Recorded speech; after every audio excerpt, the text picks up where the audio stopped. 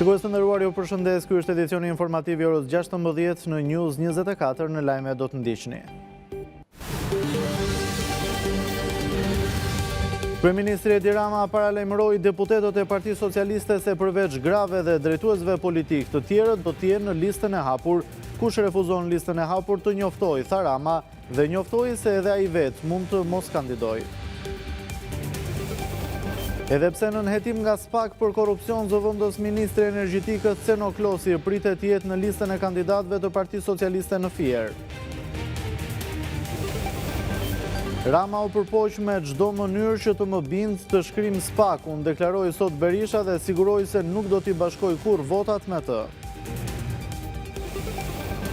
Apeli i GKK rrëzon ankimimin e nënës së Ajola Xoxhës për sekuestron e pasurive, shtyhet seanca për Ajolën. Vetëvendosja deklaron se qeverinë e Kosovës synon ta formojë me partitë jo serbe. Kanadaja zgjedh kryeministrin, Trump po sulmon punëtorët, familjet e bizneset tona. Trump mbyll 83% të programeve të USAID, keq përdorën miliarda dollar të amerikanëve.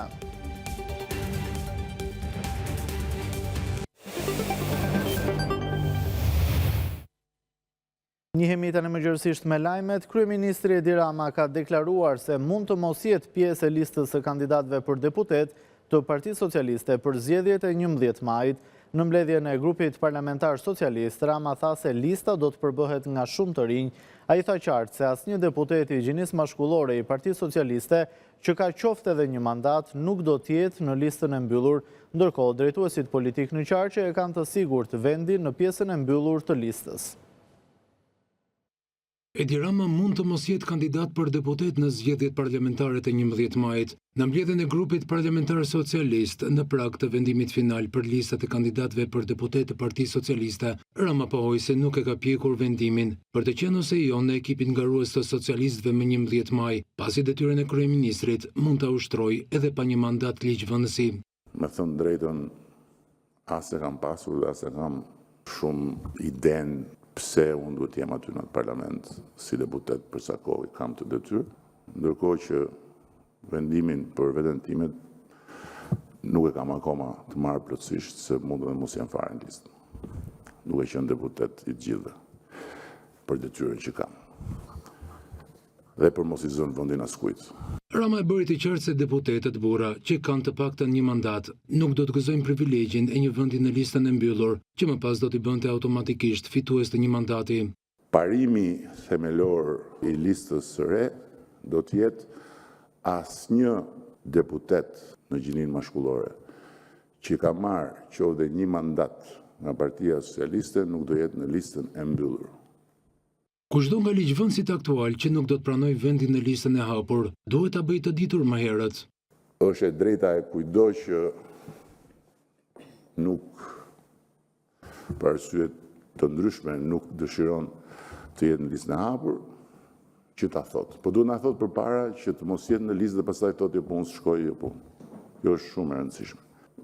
Sepse parimisht luftën duhet ta bëjnë ata që kanë më shumë eksperiencë dhe që kanë marrë më shumë nga votuesit dhe nga Partia Socialiste. Kryesocialisti personalisht ka menduar se drejtuesit politik në Qarqe do duhet të ishin pjesë e listës së hapur, por nuk do të ndodhë kështu.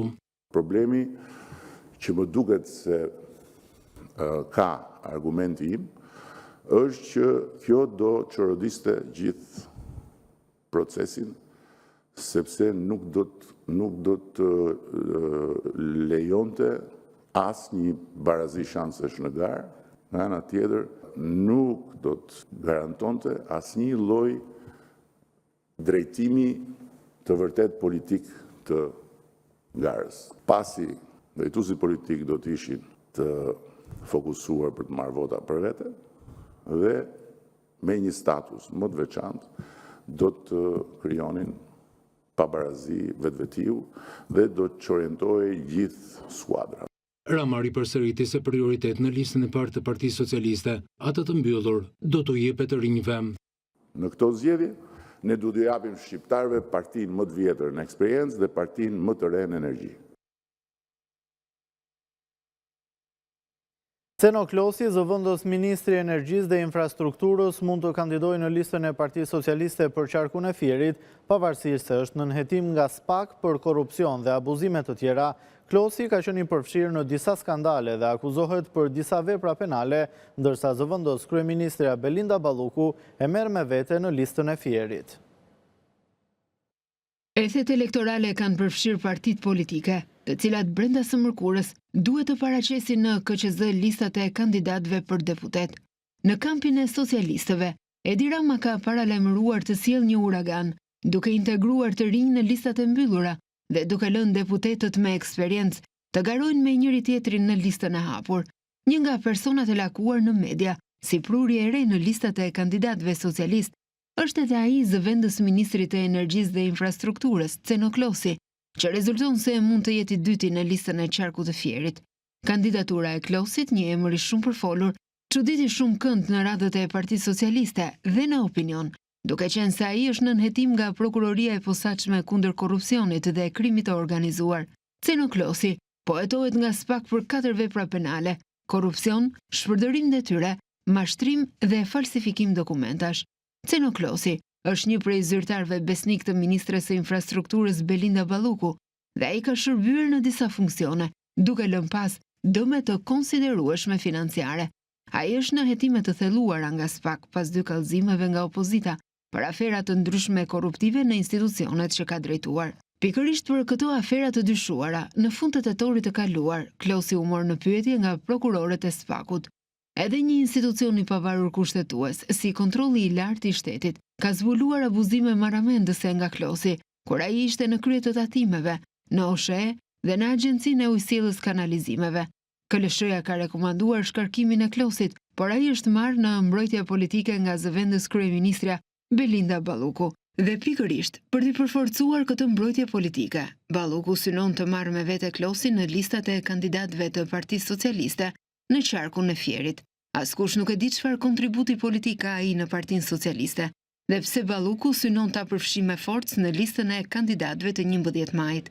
I vetmi kontribut që Ceno Klosi mund t'i ofrojë partisë në pushtet është përfshirja e tij në ndikimin e zgjedhësve shqiptar për votën e tyre.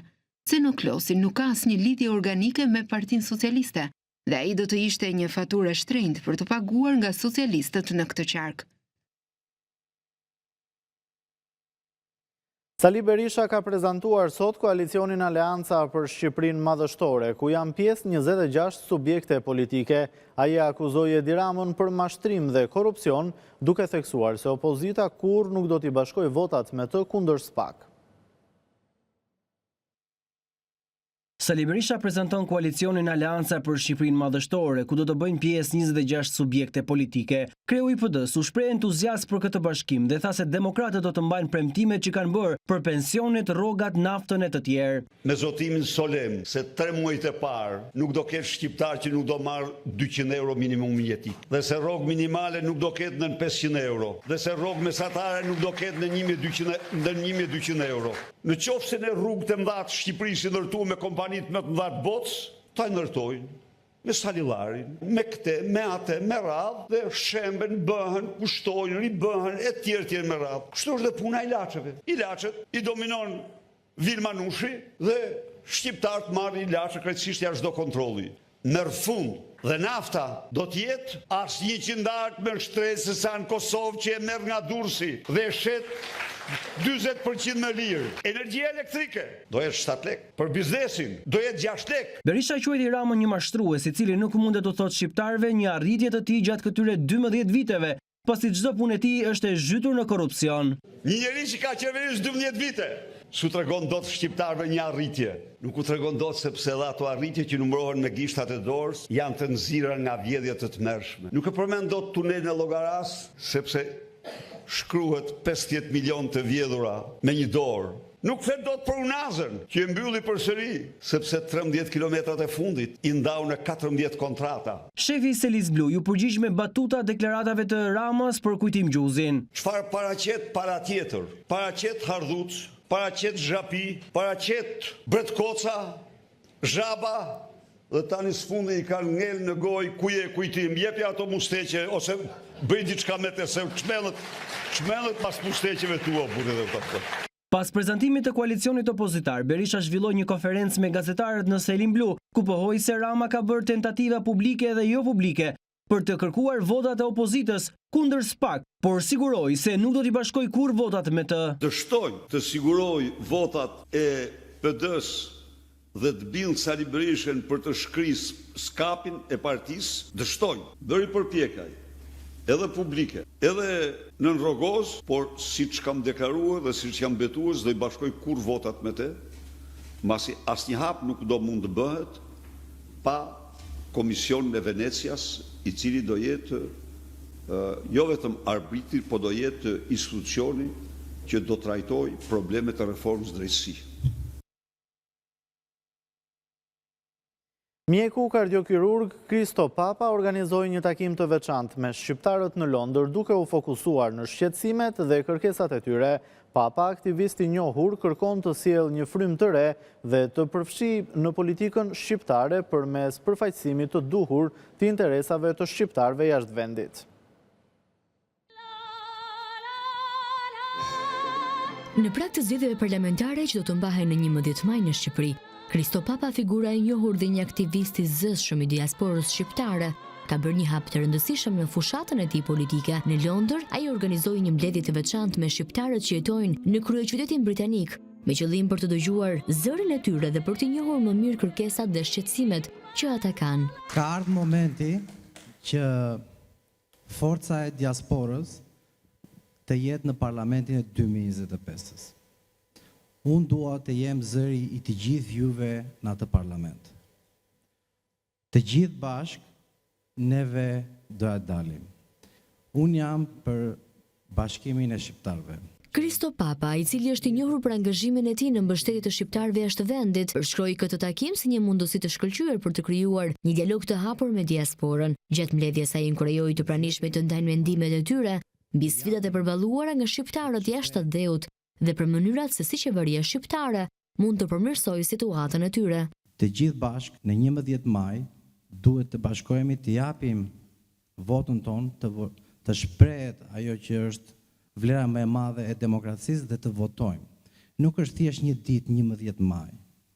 11 maj është dita më e rëndësishme që juve do jepni mundësi të gjithë shqiptarëve të vendosni atë që doni në Parlamentin shqiptar.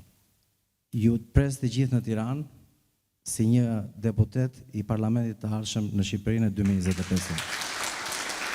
Ai gjithashtu theksoi rëndësinë e krijimit të një platforme që do të mundsojë përfaqësimin e duhur të interesave të shqiptarëve në diasporë në Kuvendin e Shqipërisë. Kristo Papa, me përvojën e tij dhe angazhimin e tij të vazhdueshëm për të drejtat e shqiptarëve jashtë vendit, përshfaqet si një kandidat potencial i fortë për deputet të diasporës, duke synuar të sjellë një frym të re dhe të përfshirë në politikën shqiptare. Parlamenti mund të vijojë të shqyrtojë dhe votojë projekt ligjin për burgjet e hapura. Komisioni i Ankimeve dhe Sanksioneve rrëzoi vendimin e mëparshëm të kryekomisionerit Ilirian Celibashi, i cili kishte kërkuar Kuvendit të ndërpriste shqyrtimin e nismës ligjore. Komisioni i Ankimimeve dhe Sanksioneve ka vendosur të rrëzojë vendimin e komisionerit shtetëror të zgjedhjeve Ilirian Celibashi, duke i dhënë të drejtë Kuvendit për të votuar ligjin për burgjet e hapura. Sipas vendimit të Komisionit të Ankimimeve dhe Sanksioneve, projekt ligji nuk shkel parimet e kodit zgjedhor, pasi të burgosurit nuk përfitojnë financiarisht nga ligji.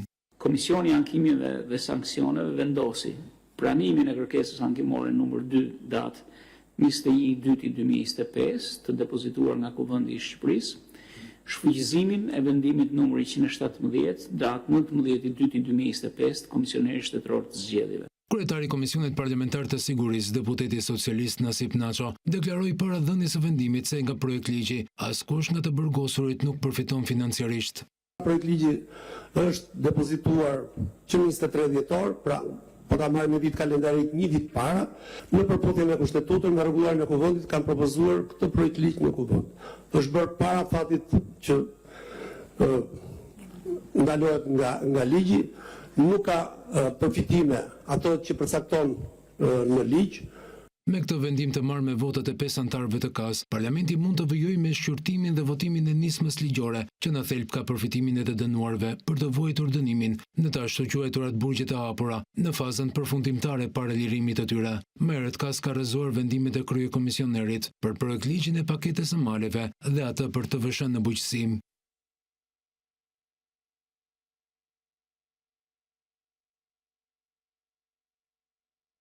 Do të ndjekim tani një video të kryeministrit Rama në rrjetin social Facebook, i cili ka reaguar pas deklaratave të kryetarit të Partisë Demokratike Sali Berisha.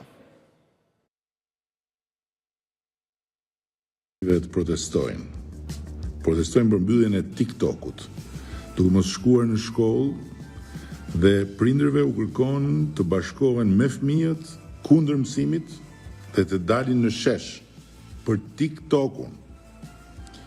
Kjo është këneta jonë opozitare dhe filozofia e saj. Kjo ka qenë gjithmonë dhe kjo do t'jetë. Derisa të ketë bufin që vigjilon nga balkoni mbi të gjithë gjendjen poshtë në kënet, duke kthyer përfaqësuesit e popullit opozitar në ca zvaranik politik e në insekte mediatike që vetëm kafshojnë dhe pickojnë duke helmuar pa pushim çorbën e debatit politike mediatik shqiptar. 95% e prindërve dhe mësuesve të pyetur gjatë këshillimit të gjerë popullor na thanë mbyllni TikTokun një orën parë. Madje ata kërkuan edhe më shumë se sa kaq, ndërkohë që ne u futëm edhe në një dialog konstruktiv me kompaninë TikTok dhe presim të shohim planin e premtuar prej saj të sigurisë së shtuar për fëmijët tanë. Gjë për cilën kompania ka thënë se do ta bëjë dhe do na vënë në dispozicion brenda pak muajsh. Arsyeja pse vendimi i mbylljes u mor vetëm javën e shkuar ka të bëjë thjesht me kapacitetet teknike për të realizuar mbylljen e platformës, të cilat kanë kërkuar kohën e tyre që të ndërtohen dhe t'i kemi në dispozicion. Pra, para njëherë kjo s'ka të bëjë gjikundi me lirinë e fjalës e me zgjedhje dhe është një mbyllje që unë uroj të jetë e përkohshme, por që do të zgjas aq kohë sa kompania do të na jap një plan bindës, sigurie dhe mbështetje për prindrit në edukimin e fëmijëve. Nga ana tjetër, apeli i bufit kënetës për fëmijët që mos shkojnë në shkollë apo që t'i bashkohen bashkë me prindrit në protest armatës tij, besoj se duhet marrë tejet seriozisht si një simptom lajthitjeje e rrezikshme, çka të bën për të qeshur kur sheh karavidet e Shqipërisë madhështore, po nuk është më për të qeshur kur shkon deri tek fëmijët dhe i përfshin dhe ata në shënjestrën e kënetës së paskrupull. Edhe një gjë për disa që më shkruajnë, je trëmbur se po ke filluar të merresh me bufin se nuk e zije me gojë prej kohësh. Kjo nuk është punë trimërie dhe as punë frike që ta dini, se nuk është luftë për jeta vdekje për askënd, por ama është punë ardhmërie apo fikjeje. Dhe për kë? Për Shqipërinë. Prandaj edhe tani, përpara vendimit të popullit sovran, u duhet kujtuar disave që Shqipëria nuk mund fare të hyjë në diskutime nëse do të zgjedh të bëhet njësh me ne për t'i futur fëmijët një herë mirë në Europë, apo do shkoj të bëhet me bufin e TikTokut për t'u zhytur e gjitha bashkë me fëmijët prap aty, si gjithmonë, në grop. Ky ka qenë video e kryeministit Rama e publikuar pak minuta më parë në rrjetet sociale. Do të vijojmë me informacione të tjera.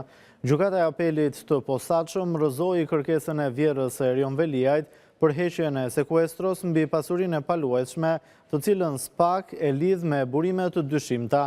Ndërkohë, Kryebashkiaku i Tiranës ka nesër në apelin e GKK një seancë të rëndësishme. Përpjekja e radhës e familjarëve të Erion Veliajt për të bindur gjykatën që të firmosën favor të kërkesave të tyre nuk ka rezultuar e suksesshme. Gjykata e apelit posaçëm rrëzoi këtë të një kërkesë të bërë nga Valbona Xoxa, vjerra e kryebashkiakut të Tiranës, Për heqjen e sekuestrës mbijnë pasuritë paluajtshme. Për këtë pasuri SPAK pretendon se rrjedh nga burime jo të ligjshme dhe se zotrohet në mënyrë të tërthort nga kryebashkiaku dhe bashkëshortja e tij Ajola Xoxa. Ky e fundit ndërkohë paraqit personalisht po në shkallën e dytë të gjyqësorit, ku ka kërkuar heqjen e sekuestros mbi llogaritë bankare të shoqërive të saj. Gjatë seancës, burimet thanë se SPAK paraqiti disa prova të reja që rrëzojnë pretendimet e Ajola Xoxës. Me qëllim për të shqyrtuar këto prova, seanca u zhvendos për ditën e mërkurë. Ndërkohë e marta pritet të jetë një ditë vendimtare për kryebashkiakun, i cili po mbahet në paraburgimin e Durrësit pasi është nën hetim për korrupsion e pastrim parash. Velia e kërkon heqjen e masës së sigurisë dhe pritet që seanca e nesërme të jetë e gjatë dhe me gjase tensionuar mes palëve. Nga ana tjetër, pjesë e ekipit ligjor të kryebashkiakut të Tiranës pritet të jetë edhe një avokat amerikan. Teksa mbajti meshën e së dielës në katedralen Shën Shtjefni të Shkodrës, famulitari Dom Vlash Palaj me tonet ashpra i cilësoi politikanët e korruptuar si shtresa më e ulët e këtij vendi. Ajo bëri thirrje politikanëve të mos e shfrytëzojnë pushtetin që u jepet nga populli për interesa vetjake. Famulitari Dom Vlash Palaj, teksa mbajti meshën e së dielës në katedralen Shën Shtjefni të Shkodrës, me tonet të ashpra, i cilësoi politikanët e korruptuar si shtresa më e ulët e këtij kombi. Me këtë situatë që është kriju në vendin tonë nuk bën gjë tjetër vetëm tregojnë e mbien keq për ta, sepse më duken shtresa më ignorante, më ulët e popullit shqiptar. Kena votuar për me na bë mirë, por mas abuzot deri në atë pikë sa që me morën qafë.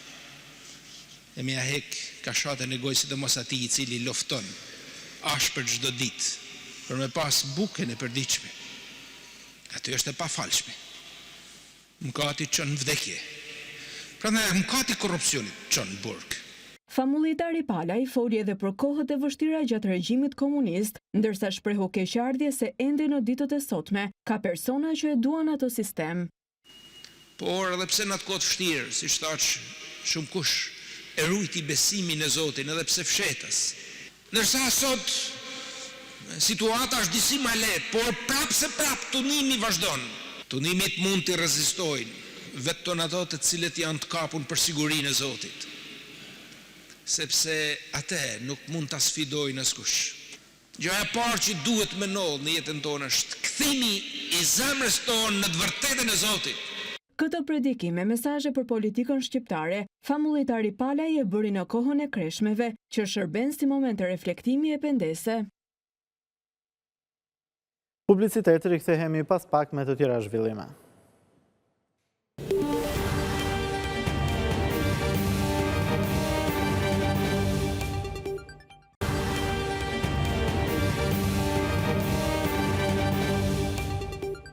Jemi rikthyer sërish në studio, do të vjojmë me të tjera informacione. Procesi ndaj autorit të dyshuar të vrasjes së Martin Canit do të zhvillohet me dyert të mbyllura për shkak të moshës të miturit dhe viktimës. Gjykata e Tiranës nuk arriti të vendosë për kalimin e dosjes në gjykim gjatë seancës paraprake dhe ju dha kohë palëve deri në 27 mars për njohjen me aktet e dosjes.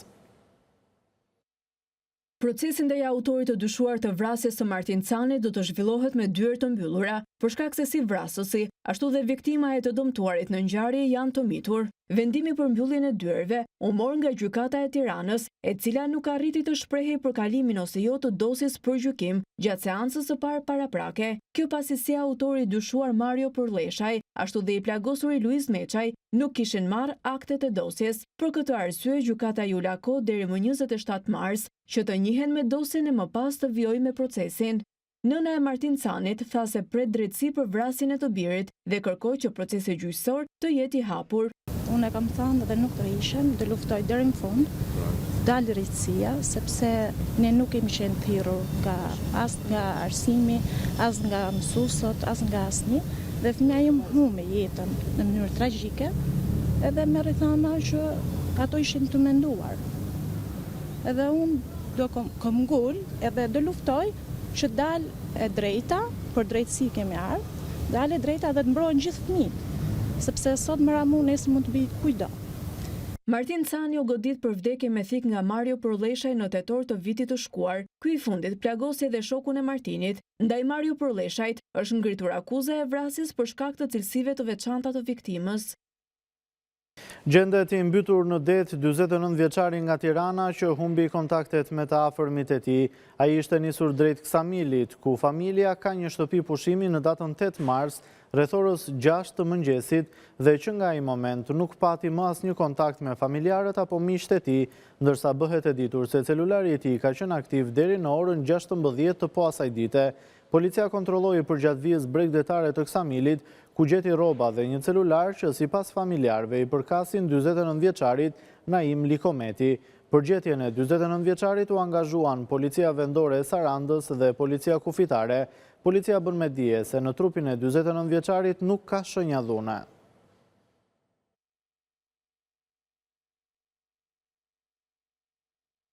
Një 36 vjeçar u arrestua në portin e Durrësit pasi tentoi të nxirrte nga Shqipëria 233.200 euro të padeklaruara. Policia dyshon se paratë që do të nxirreshin përmes portit të Durrësit rridhnin nga veprimtari kriminale, ndërsa bëhet e ditur se 36 vjeçari arrestuar është rezident në Itali. 36 vjeçari kishte fshehur paratë në një çantë shpine, ndërsa vjojnë hetimet për të përcaktuar burimin e tyre. Shuma e gjetur u sekuestrua nga policia në cilësinë e provës materiale. Operacioni u finalizua nga Policia Kufitare e Portit të Durrësit në bashkëpunim me autoritetet doganore.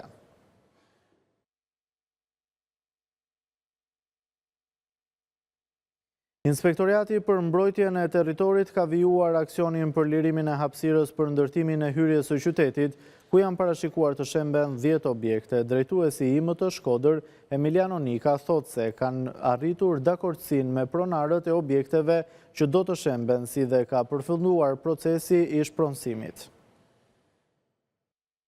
Teksa Inspektoriati për mbrojtjen e territorit në Shkodër vijon aksionin për lirimin e hapësirës për ndërtimin e hyrjes së qytetit, aksion që nisi me përplasje me banorët e objekteve që janë planifikuar të shemben. Drejtuesi këtij institucioni për rajonin e Shkodrës, Emiliano Nika, vën të ditur se ka përfunduar procesi i shpronësimit për 10 objekte që do të shemben. Sipas tij, është gjetur mirëkuptimi me pronarët. Kanë përfunduar të gjitha procedurat e shpronësimit dhe sot rifillojmë punën për prishjen e gjitha objekteve, të cilat bëhen pengesë për realizimin e projektit rikualifikimi i hyrjes së qytetit dhe bregut perëndimor të liçenit të Shkodrës. Janë 10 subjekte të shpronësuara, do të filloj puna për prishjen e tyre sot. Janë njoftuar, kemi zgjedhur mirëkuptimin e tyre, siç e shihni ka disa ditë që po punohet dhe i kanë liruar vullnetarisht objektet, dhe çdo gjë vjen normalisht pa asnjë rezistencë, asnjë problematikë. Drejtori i IMT-s Shkodër u shpreh se vijon aksioni edhe për lirimin e vijës liçenore nga ndërtimet. Paralelisht, vijojmë aksionin pa ndërprerje për pastrimin e liçenit dhe të shtratit të lumit Bula. Pra, po punohet në 2 fronte njëkohësisht dhe puna do zgjash për disa ditë. Pra, do pastrohet çdo strukturë e paligjshme në liçenin e Shkodrës dhe në shtratin e lumit Bula. Projekti për zgjerimin e rrugës nga Harku i Bordicës deri tek ura e Baçallokut në Shkodër parashikon ndërtimin e një rruge me 4 kursi dhe një ure të dytë mbi Drin, e cila do të jetë paralele me urën ekzistuese.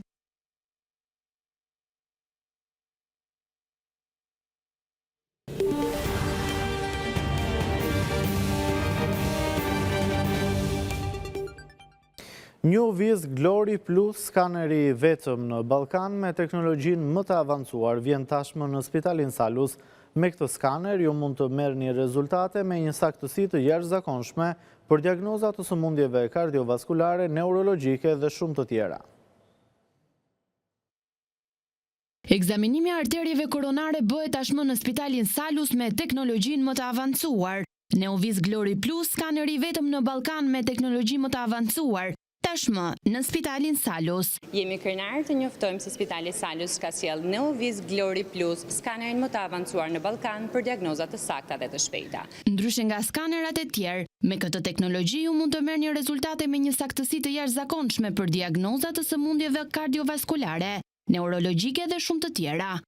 Sëmundja kardiovaskulare është një ndër shkaqet kryesore të invaliditetit dhe vdekshmërisë në mbar botën. Një vend të rëndësishëm këtu është sëmundja aterosklerotike e artereve koronare, me pasojë infarktin e miokardit dhe njëherë dhe vdekjen e papritur. Diagnostikimi i hershëm i kësaj sëmundje është mjaft i rëndësishëm pikërisht për të parandaluar këto evente madhore. Një havë diagnostike shumë e rëndësishme është angjiositoja e artereve koronare. për shkak se është jo invazive dhe jep një informacion të shpejt në kohë reale për diagnozën, duke ndihmuar kështu në parandalimin e eventeve madhore që lidhen me këtë sëmundje. Pikërisht këtë shërbim e ofrojmë ne në Spitalin Salus. Neovis Glory Plus është i vetmi skaner në Ballkan që përdor teknologjinë më të fundit për të siguruar rezultate të sakta, të shpejta dhe të sigurta për shëndetin. Ky skaner inovativ është i pajisur me inteligjencën artificiale, që siguron një nivel të jashtëzakonshëm preciziteti dhe efikasiteti. Skaneri Neovis Glory Plus është skaner me 256 detektor, i cili përkthehet në kohë shumë të shpejt ekzaminimi, gjë që do të thotë ekspozim shumë i reduktuar i pacientëve në rrezatimin X. Duke qenë një skaner me teknologji shumë të avancuar, mund të realizojmë protokolle me dozë shumë të ulët rrezatimi. Ky skaner mund të përdoret për të ekzaminuar pacient kronik, të cilëve i duhet të kryejnë disa ekzaminime skanerike në vit, mund të bëhen depistime në popullat, gjithashtu mund të përdoret edhe për diagnostikimin e patologjive të pacientët pediatrik, sigurisht ato të cilët kanë një indikacion nga mjeku pediatër. Spitali Salus është i angazhuar për të ofruar trajtimin më të mirë dhe më të sigurt. Neovis Glory Plus është teknologjia që garanton saktësinë dhe sigurinë, që keni nevojë për një diagnostifikim të shpejtë dhe të saktë në mënyrë absolute. Ju mirëpresim në Spitalin Salus.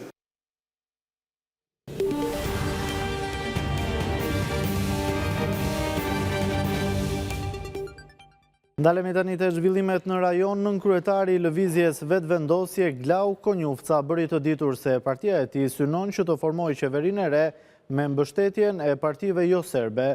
Siç e keni parë, qeveria Kurti 2 u formua në bashkëpunim me minoritetet jo serbe.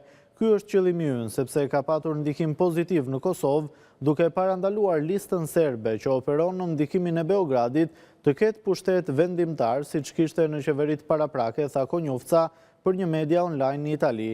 Kryetari i Kuvendit Glau Konjufca tha se ka pak të ngjarë që lëvizja Vetvendosje të bashkëpunojë me partitë që aktualisht janë në opozit, duke patur parasysh sulmet as pak të ndershme me të cilat është përballur Vetvendosje gjatë fushatës zgjedhore. Ndërkohë, pak minuta më vonë, kryeministri Kurti u pyet nga gazetarët nëse i ka nisur konsultimet për të bërë koalicionin qeveritar. Kurti deklaroi se së pari duhen rezultatet përfundimtare, pastaj certifikimi e më pas bisedimet. Qeveria do të udhëhiqet nga Vetvendosje dhe unë, deklaroi Kurti.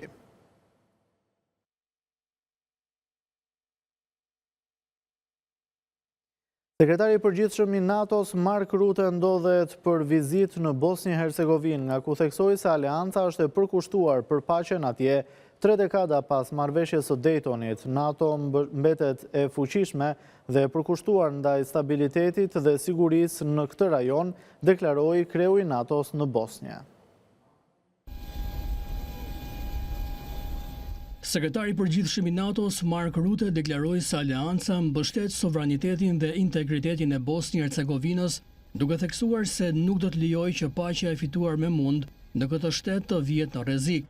Në një konferencë për mediat në Sarajevo pas takimit me antarët e presidencës trepalshe, Rutte tha se situata aktuale nuk është sikur në vitin 92, kur nisi lufta në Bosnjë. And to the security of Bosnia and Herzegovina. Kam dëgjuar shqetësime për situatën e sigurisë. Le të jemi të qartë. Kjo situatë nuk është në vitin 1992 dhe ne nuk do të lejojmë që të krijohet një vakum sigurie. Komuniteti ndërkombëtar është këtu dhe është i angazhuar për të vazhduar mbështetjen tonë të fuqishme, përfshirë përmes EUFOR-it. Vizita e kreut të NATO-s u zhvillua në kohën kur autoritetet e Republikës Srpska, duke kërcënuar me shkëputje, kanë tentuar të ndalojnë funksionimin e institucioneve shtetërore të drejtësisë dhe policisë në territorin e këtij entiteti.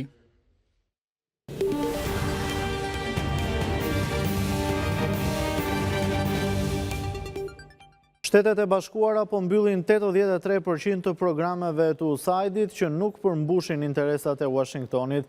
Lajmin e bëri të ditur kreu i Departamentit Amerikan të Shtetit Marco Rubio në llogarinë e tij në rrjetin social X. Rubio tha se 5200 kontratat që tani janë anuluar shpenzuan $10 miliarda në mënyra që nuk i shërbenin interesave amerikane. Shtetet e Bashkuara të Amerikës po mbyllin 83% të programeve të USAID-it që nuk përmbushin interesat e Washingtonit. Lajmin e bëri të hënën të ditur kreu i Departamentit të Shtetit Marco Rubio në llogarinë e tij në rrjetin social X. Rubio tha se 5200 kontrata që tani janë anulluar shpenzuan 10 miliarda dollar në mënyra që nuk i shërbenin, në disa raste edhe dëmtuan interesat thelbësore kombëtare të Shteteve të Bashkuara të Amerikës. Në konsultim me Kongresin ne synojmë që 18% e mbetur e programeve që po mbajmë nga USAID tani të administrohen në mënyrë më efektive në Departamentin Amerikan të Shtetit, theksoi Rubio. Faleminderit Dodge dhe stafit ton punëtor që punuan me orë të tëra për të arritur këtë reformë të vonuar dhe historike, theksoi numri 1 i diplomacisë amerikane në rrjetin social X. Partia Liberale e Kanadas zgjodhi me shumicë dërmuese Mark Carney si kryeministër të ri të vendit të dielën, teksa ish-guvernatori i Bankës Kanadeze paralajmëroi për ditë të errta të shkaktuara nga Shtetet e Bashkuara nën presidencën e Donald Trumpit. Carney menjëherë mori një qëndrim kundër presidentit amerikan, të cilin e akuzoi se po sulmon punëtorët kanadez, familjet dhe bizneset. In first place, the next Prime Minister of Canada, Mark Carney, with 131. Mark Carney nga Partia Liberale e Kanadas u zgjodh me shumicë votash kryeministër i ri i vendit të dielën, teksa ish-guvernatori i Bankës Kanadeze paralajmëroi për ditë të errta të shkaktuara nga Shtetet e Bashkuara nën presidencën e Donald Trump. Carney menjëherë mori një qëndrim kundër presidentit amerikan, të cilin e akuzoi se po sulmon punëtorët kanadez, familjet dhe bizneset. Nuk mund ta lem atë të ketë sukses, tha 59 vjeçari, i cili do të marrë detyrën në ditët në vijim nga udhëheqësi në largimit liberalëve Justin Trudeau. Ky i fundit njoftoi në janar se do të tërhiqej pas më shumë se 9 vjetësh në pushtet, pasi mbështetja e publikut për të, sipas sondazheve, ra ndjeshëm, duke detyruar Partinë Liberale që të zhvillojë garë partijake për ta zëvendësuar atë. Por Carney mund të mos qëndrojë për një kohë të gjatë në këtë detyrë. Kanadaja duhet të mbajë zgjedhjet drejt në tetor, por vendi mund të përballet me zgjedhje të parakoshme brenda javësh.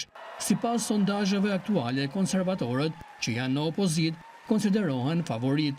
Gjatë fjalimit të fitores para një turme mbështetësish të partisë në Ottawa, Carney paralajmëroi se SBA-ja nën presidencën e Trump po përpiqet të marrë kontrollin e Kanadas. The Americans want our resources, our water, our land, our country. Amerikanët duan burimet tona, ujin ton, tokën ton, shtetin ton. Ditë e errta të shkaktuara nga një shtet që ne nuk mund t'i besojmë më.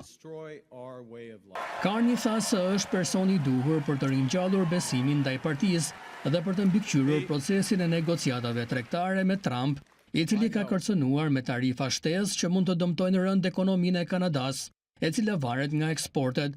Carney ka argumentuar se përvoja e tij e bën atë njeriun ideal që të përballet me Trump, duke paraqitur veten si një menaxher të krizave ekonomike që udhëhoqi Bankën e Kanadas gjatë krizës financiare në vitet 2008-2009 dhe Bankën e Anglisë gjatë razierave që pasuan votimin për daljen nga Bashkimi Evropian në vitin 2016, ndërkaq gjatë fjalimit të lamtumirës para publikimit të rezultateve të garës partijake, Trudeau tha se kanadezët përballen me një sfidë ekzistenciale nga fqinji ynë. Shkëputemi për publicitet.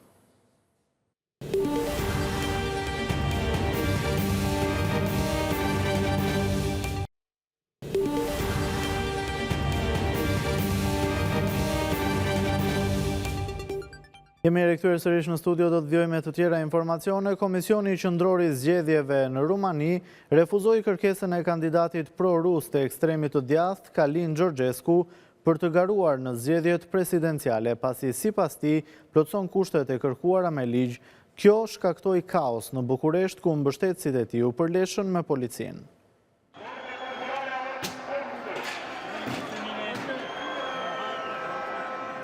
Mbështetësit e kandidatit të konsideruar pro-rus të ekstremit të djathtë Kalin Georgescu u përleshën me policinë në Bukuresht, duke shprehur zemërimin e tyre për vendimin e Komisionit Qendror të Zgjedhjeve që ndaluan atij pjesëmarrje në zgjedhjet presidenciale që do të rimbahen në muajin maj. Komisioni Qendror i Zgjedhjeve në Rumani tha më 9 mars se nuk e ka pranuar pjesëmarrjen e Georgescut bazuar në vendimin e gjykatës kushtetuese e cila anulloi zgjedhjet e nëntorit pas fitores së tij në raundin e parë. Kandidatura e tij nuk plotëson kushtet e kërkuara me ligj, siç janë përcaktuar nga gjykata kushtetuese në dhjetor të vitit 2024, tha Komisioni Qendror i Zgjedhjeve. Për këtë shkak, me rinisjen e procesit zgjedhor, antarët e komisionit konsiderojnë se është e papranueshme që të vlerësojnë se i njëjti person plotëson kushtet për të marrë udhëheqjen e presidencës së Rumanisë. Georgescu, i cili është kritik i NATO-s dhe kundërshton mbështetjen rumune për Ukrainën, dorëzoi kandidaturën e tij për pjesëmarrje në zgjedhje. Komisioni kishte 48 orë për të pranuar apo refuzuar aplikimin. Georgescu tani ka 24 orë që të apelojë këtë vendim, që nxiti qindra mbështetës të tij të protestonin.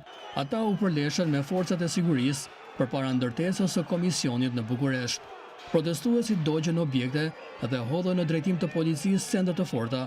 Policia u përgjigj me gaz lotësjellës.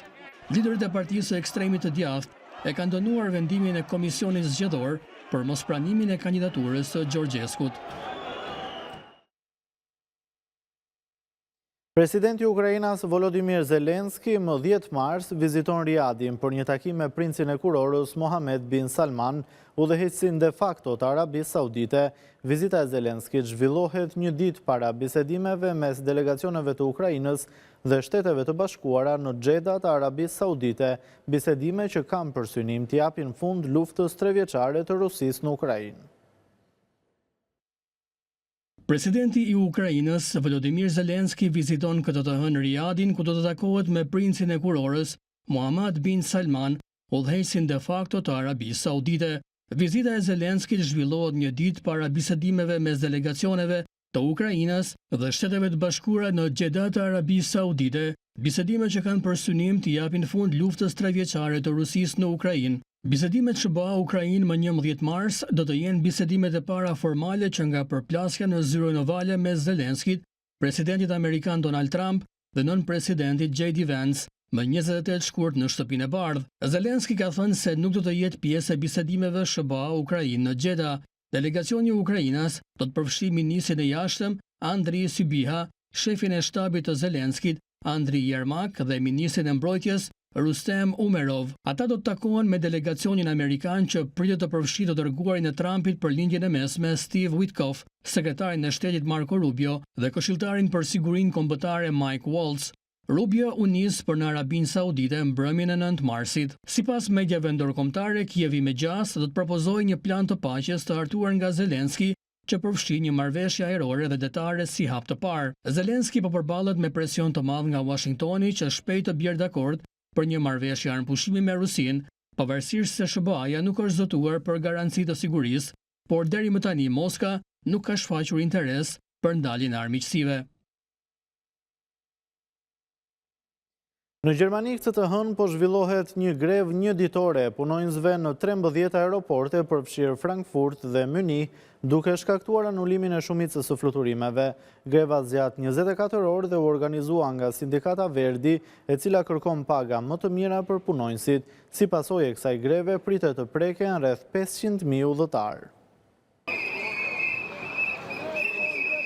Në Gjermani këtë të hënë po zhvillohet një grev një ditore e punonjësve në 13 aeroporte, përfshirë aeroportin e Frankfurtit dhe Munichut, duke shkaktuar anullimin e shumicës së fluturimeve. Greva zgjat 24 orë dhe organizua nga Sindikata Verdi. Ajo përfshin punonjës të sektorit publik, si dhe personelin e sigurisë.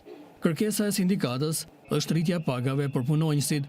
Greva e sindikatave ka në shënjesër aeroportet e Hamburgut, Bremenit, Hanoverit, Berlinit, Düsseldorfit, Kölnit, Bonit, Leipzig, Stuttgartit dhe Munichut. Një zëdhënës i sindikatës Verdi pranoi se greva do të prekte shumë njerëz, por u tha mediave gjermane se ky hap ishte i nevojshëm për të nxjerrë një ofertë më të mirë nga punëdhënësit.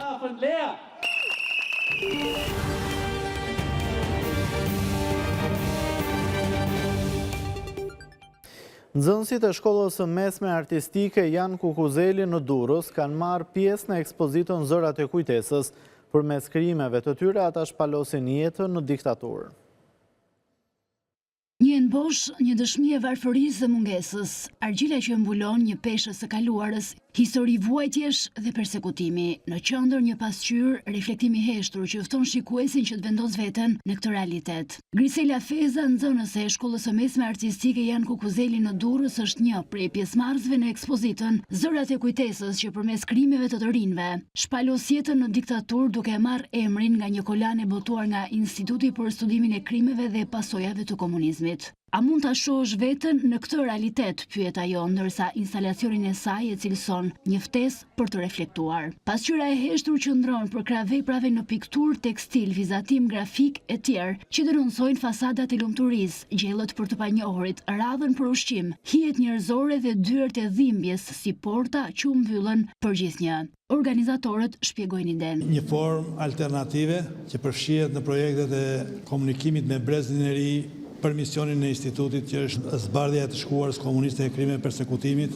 Mbi Zërat e kujtesës lindi kjo ide që ndoshta nxënësit mund t'i lexonin gjithashtu dhe mund ta shfaqnin ato që përjetonin gjatë leximit të tyre. Arritën të përtojnë domethënë në histori kaq të ndjeshme, jemi ulur, kemi biseduar gjatë dhe jemi munduar që të krijojmë një empati, po themi, me historitë të kaluarës. Të rinj të japin fytyrë zërave të harruar që rrëfejnë. Ekspozita qëndron e hapur për 2 ditë pranë piramidës.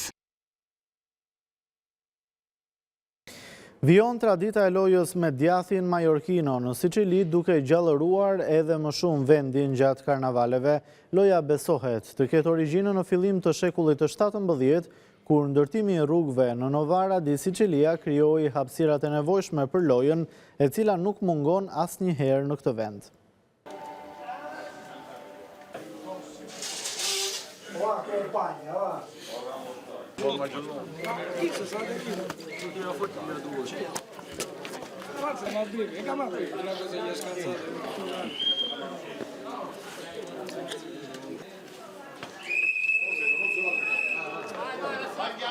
Duke u rrotulluar në përtok, një rotë fort djathi Majorkino 10 deri në 12 kg, zë qendrën e vëmendjes në lojën emocionuese shekullore siçiliane në fshatin e vogël Novara di Sicilia.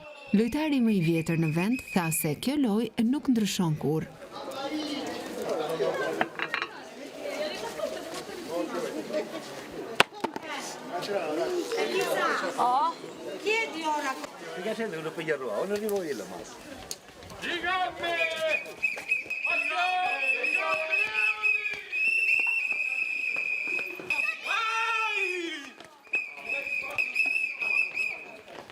Il gioco non cambia mai. Lojtarët ndryshojnë, por sistemi është gjithmonë i njëjtë. Majorkino, litari dhe gjithçka tjetër është njësoj. Majorkino, Lazio e tutto il resto.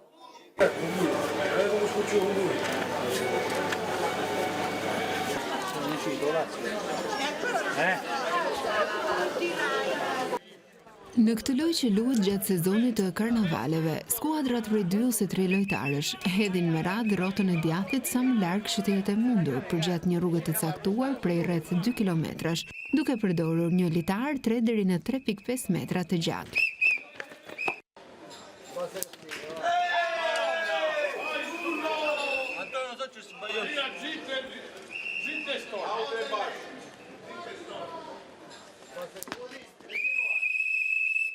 È una cosa allegra, una cosa vecchia, che mi ricordo io.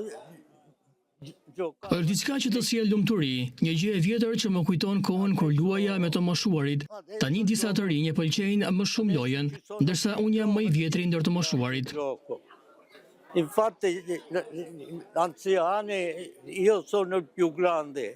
Qëllimi i lojës është të shtyë djathi nga vendi ku ka zbritur për herë të fundit dhe skuadra, lojtari i fundit i të cilës e hedh djathin më larg, shpallet fitues, duke pretenduar se djathi është vetë çmimi i madh.